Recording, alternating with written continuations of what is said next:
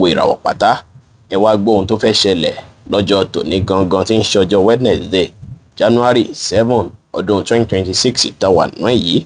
Mo kí Ọlọ́run ọba mo ṣèbò Olódùmarè, ìbà akọ́dá ayé, ìbà aṣẹ̀dá ọ̀run, mo ṣèbà Ọ̀rúnmìlà àtórí ẹni tí ò sunwọ̀n ṣe, ẹlẹ́ẹ̀rí ìpín tòun tàyàn mọ́, mojúbọ ọkùnrin mojúbọ obìnrin, mo kí gbogbo ojú tó ń wò mí níbikíbi tí ẹ ti ń gbọ́ mi káàkiri àgbáńlá ayé. Ẹ̀yin tẹ́ ń wò mí pátá ẹ fọ́lọ̀ wa kẹ́lẹ́ pẹ̀lú àwọn tá máa jàǹfààní ọ̀pọ̀lọpọ̀ fídíò èyí tá à ń fi léde lójoojúmọ́ fún ìdàgbàsókè ìjọmọ ènìyàn. Ẹ̀yin oníràwọ̀ iná tó kanran yan Harris tàbí láàrin March 21 sí April 20 ọjọ́ tòní ẹ máa bísí púpọ̀, stress lè pọ̀ púpọ̀ jù lọ́jọ́ tòní fún yín o. Tẹ́ẹ̀ sì lè fẹ́ gbé kó rẹ̀yìn tẹ́ púpọ̀, tẹ́ bá láwọn iṣẹ́ tẹ́ ṣe pàtì tẹ́ ti ṣe láṣeyọrí látijọ́ mẹ́ta, ẹ gbìyànjú láti tiraka láti ṣe wọ́n lọ́jọ́ tòní. Kò sí bó ṣe lè rẹ̀yìn tó, ẹ try best yín, ṣùgbọ́n tó bá rẹ̀yìn ju bó ṣe yẹ lọ, ẹ gbìyànjú láti create àkókò láti sinmi kí ẹ ti tẹ̀síwájú lọ́jọ́ kejì. Ẹ má tàṣejù bọ ohunkóhun, ẹ má kánjú ju bó ṣe yẹ lọ lórí ohunkóhun lénìí, kẹ má bá ṣe mistake lórí ohunkóhun tí ẹ bá ń ṣe. Ẹ tẹpá mọ́ṣẹ́ lénìí, kẹ fètò sí nǹkan yín, kẹ sì ní ìrètí pé tèní bá rí bákan ọ̀la tó ń bọ̀ wá dára o. Green jẹ́ kọ́lọ̀ tó dára jù fún yín láti wọ̀ láṣọ lónìí. Aago 11 láàárọ̀ sí aago 12 ní ọ̀sán jẹ́ àkókò èyí tó dára jù fún yín tí ń ṣe lucky hour fún yín lénìí.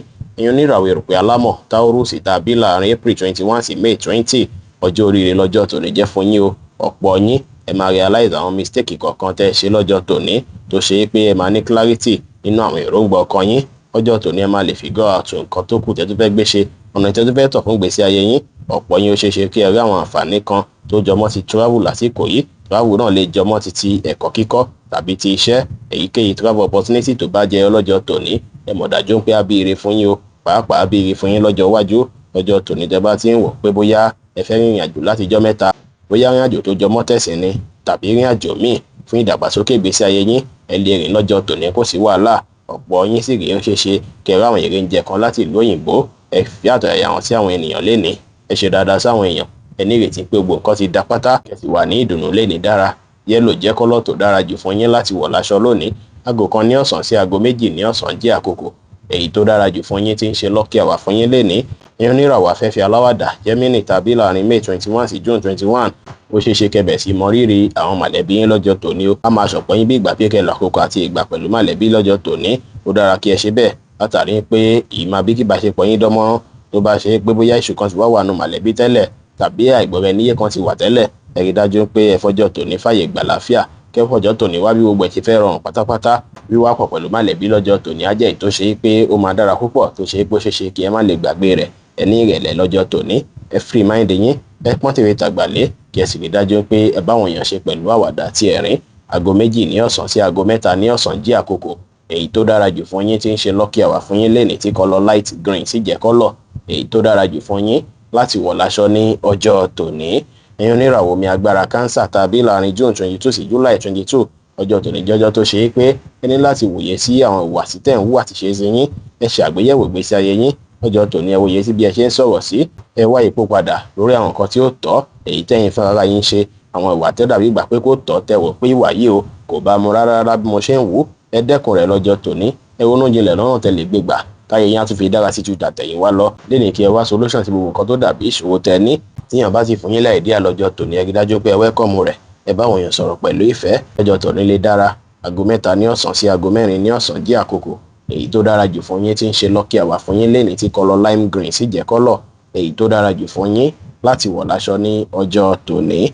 Ẹ̀yin oníràwọ̀ iná tó gbóná rere Leo tàbí láàrin July 23 sí August 22 ọjọ́ oríire lọ́jọ́ tòní jẹ́ fún yín o. Owó ò ní jẹ́ ṣòro yín rárá lọ́jọ́ tòní. Gbogbo nǹkan máa lọ dáadáa láyè káyè, ṣùgbọ́n kí sára pẹ̀lú bí ẹ ṣe náwó sí lọ́jọ́ tòní. Ó dára kẹ́ fowó pamọ́ fún wúlò ọjọ́ iwájú ju kẹwàá lẹ fẹ́ kówó lórí nǹkan tó lágbára kan lọ́jọ́ tòní. Ẹ kíyèsára pẹ̀lú bí ẹ ṣe náwó sí kẹ́ má bàa regret lọ́jọ́ ọ̀la. Ẹ má finú tóyàn lénìí rárá, ẹ má gbára léyàn rélé rárá, ẹ má show off, ẹ má gbéraga rárá ju bó ṣe yẹ lọ. Ẹ ní ìrẹ̀lẹ̀ kí ẹ sì rí dájú pé ẹ fọgbọ́n àtòyé tó lọ́n fún yín mójútó ohunkóhun lénìí pẹ̀lú. Green jẹ́ kọ́lọ̀ tó dára jù fún yín láti wọ̀ láṣọ lónìí.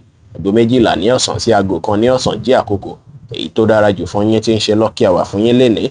Ẹ̀yin oníràwọ̀ erùpẹ̀ funfun Virgo tàbí láàrin August 23 sí September 23 mo kí yín o, mo ṣe yín pẹ̀lẹ́. Ọjọ́ tòní jọjọ́ tó ṣe é pé àwọn stress èyí tó ti ń wáyé látijọ́ mẹ́ta ó ṣeé ṣe kí ó wulẹ̀ parẹ́ o. Ọjọ́ tòní ọjọ́ oríire ló jẹ́ fún yín. Ẹ máa rí ìdùnnú, ẹ máa ráyọ̀, inú yín máa dùn pẹ̀lú ìgbésí ayé yín ṣe ń lọ lásìkò yìí tó ṣe pé ẹ máa wà relief kó lọ gbogbo àwọn nǹkan tó dàbí stress èyí tó ti ń wáyé látijọ́ mẹ́ta. Gbogbo ìtẹ̀bádẹ́ dáwọ́lé lọ́jọ́ tòní a rí bí ẹ ṣe ń fẹ́ o ajá sí rere ni lọ́jọ́ tòní. Ara yín máa yá gágá púpọ̀ tí ẹ sì máa wà ní ìdùnnú.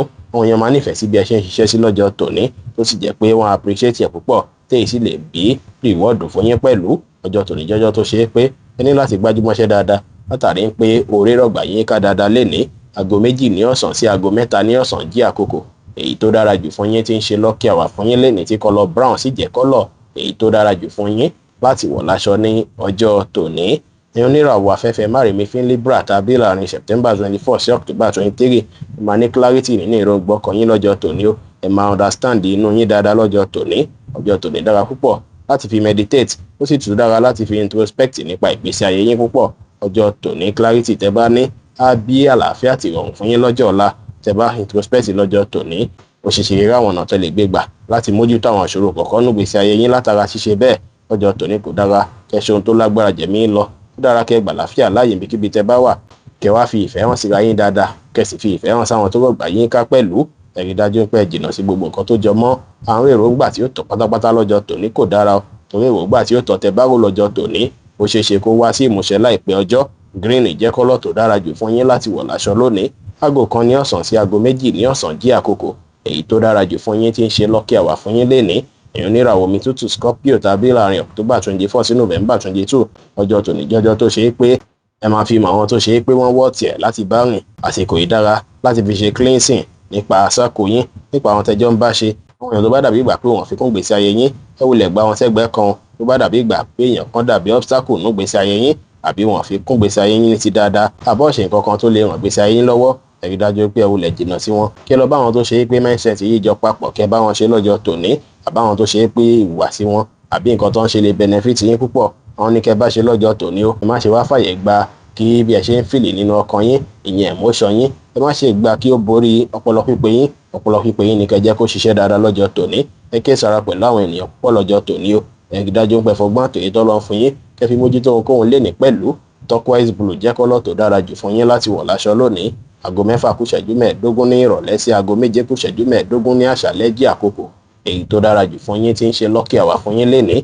Ẹ̀yin oníràwọ̀ inú àtùpà Sagittarius tàbí láàrin November 23 sí December 22 ẹ review iṣẹ́ yín dáadáa lọ́jọ́ tòní o. Ẹ ṣe dáadáa sáwọn oníbàárà yín. Ẹ rí dájú pé ẹ lo làákàyè ọpọlọ pípé àwọn ẹ̀bùn tó lọ́n fún yín tálẹ́ǹtì tó lọ́n fún yín ẹ lò lórí ohunkóhun lọ́jọ́ tòní. Ẹ sì ṣèwúre kọ́ lọ́n mú ojú burúkú kúrò níbi iṣẹ́ yín tó àwọn ojú burúkú kan lè fẹ́ wo iṣẹ́ ọ̀pọ̀lọpọ̀ yín lọ́jọ́ tòní. Ó ṣeé ṣe káwọn onílára rọ̀gbà yín ká púpọ̀ lọ́jọ́ tòní. Ẹ spray kọ́ lọ́n gbé yín borí wọn pátápátá. Ẹ wá rí package àwọn nǹkan yín. Ẹ rí dájú pé ibi iṣẹ́ yín ó wà ní ìmọ́tótó tónítóní. Ẹ ṣe nǹkan yín létòlétò lẹ́nìkẹ́ tẹpámọ́ṣẹ́ kí ọjọ́ tòní lè dára kí ó lè sunwọ̀n. Aago 10 láàárọ̀ sí aago 11 láàárọ̀ jẹ́ àkókò èyí tó dára jù fún yín tí ń ṣe lucky hour fún yín lénìí tí kọ́lọ̀ dark green sì jẹ́ kọ́lọ̀ èyí tó dára jù fún yín láti wọ̀ láṣọ ní ọjọ́ tòní. Ẹ̀yin oníràwọ̀ afẹ́fẹ́ oníbínú Aquarius tàbí láàrin January 20 sí February 19 ọjọ́ tòní jọjọ́ tó ṣe é pé ẹ ní láti fi let go gbogbo nǹkan tó dàbí àwọn ìbẹ̀rù bojo èyí tó necessary àwọn èròǹgbà tí ó tọ́ èyí tó dì sí yín lọ́kàn. Ẹ free ara yín dáadáa lọ́jọ́ tòní. Ẹ má doubt ara yín rárá. Ẹ má rò bí ìgbà pé kò sí solution sáwọn ìṣòro yín. Ẹ ní ìgbàgbọ́ ní kíkún nínú ara yín kí ẹ sì ní ìgbàgbọ́ pẹ́yìn fúnra lára yín. Ẹ lè wá solution sí gbogbo nǹkan tó dàbí ìṣòro yín gbogbo nǹkan tó dàbí òyìnbóyì pátápátá ìbẹ̀rù bojo ẹ lè kó pátápátá nu ọkàn yín. Ẹ gbájúmọ́ àwọn nǹkan tó ṣe kókó fún yín lásìkò yìí láti mójútó gbogbo nǹkan tó bá dàbí issue èyíkéyìí láàrin èèyàn tó lólùfẹ́ yín. Ó ṣeé ṣe kí ó yanjú lọ́jọ́ tòní téyì sì tún máa bí kọ́kàn yín balẹ̀ pẹ̀sẹ̀. Ọjọ́ tòní ẹ má wulẹ̀ ní pé bóyá ẹ̀ ń bẹ́yàn kan ṣe shares papọ̀ lórí bísínẹ́sì àbí ẹ̀ ń bẹ́nikẹ́ni da bísínẹ́sì papọ̀ pátápátá kò dára. Ẹ ní ìgbàgbọ́ wípé gbogbo nǹkan tẹ́ bá ṣe lénìí fúnra lára yẹn máa ṣàṣeyọrí. Ẹ tẹpá mọ́ṣẹ́ lénìí ẹ ṣòtítọ́ ẹ ṣòdodo láwùjọ àwọn èèyàn. Ẹ fètò sí nǹkan yín lọ́jọ́ tòní kọjọ́ tòní lè dára. Aago 9 láàárọ̀ sí aago 10 láàárọ̀ jẹ́ àkókò èyí tó dára jù fún yín tí ń ṣe lucky hour fún yín lénìí tí kọ́lọ̀ brown sì jẹ́ kọ́lọ̀ èyí tó dára jù fún yín láti wọ̀ láṣọ ní ọjọ́ tòní.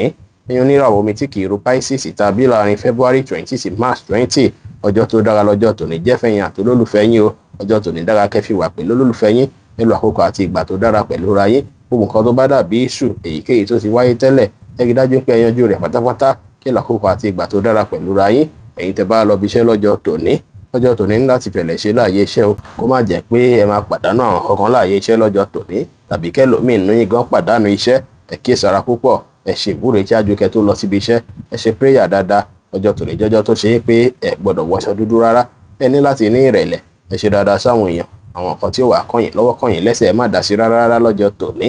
Ó dára kí ẹ lákòókò àti ìgbọ́wọ́ ìrọ̀lẹ́ pẹ̀lú olólùfẹ́ yín bí a ti ṣe sọ. Aago 5:15 ní ìrọ̀lẹ́ sí aago 6:15 ní ìrọ̀lẹ́ jí àkókò. Èyí tó dára jù fún yín tí ń ṣe lucky hour fún yín lénìí tí kọ́lọ̀ grey sì jẹ́ kọ́lọ̀ èyí tó dára jù fún yín láti wọ̀ láṣọ ní ọjọ́ tòní. Bí ó ṣe jẹ́ nìyẹn fún gbogbo irúfẹ́ ìràwọ̀ 12 tó wà pátá. Ẹ̀yin tẹ́ ń wò mí pátá ẹ má gbàgbé pé Ọlọ́run bo Olódùmarè nìkan lọ́ba tó ní ìmọ̀ jùlọ. Ẹ̀yin tẹ́ fẹ́ ṣèwádìí onírúurú láǹfààní àti kàn sí wa ní WhatsApp 09033897161. Ire gbogbo ajẹ́ tiwa lónìí, lọ́sẹ̀ yìí, lóṣù yìí àti ní gbogbo ọjọ́ ayé wa láṣẹ Ìdùmarè. Ire o.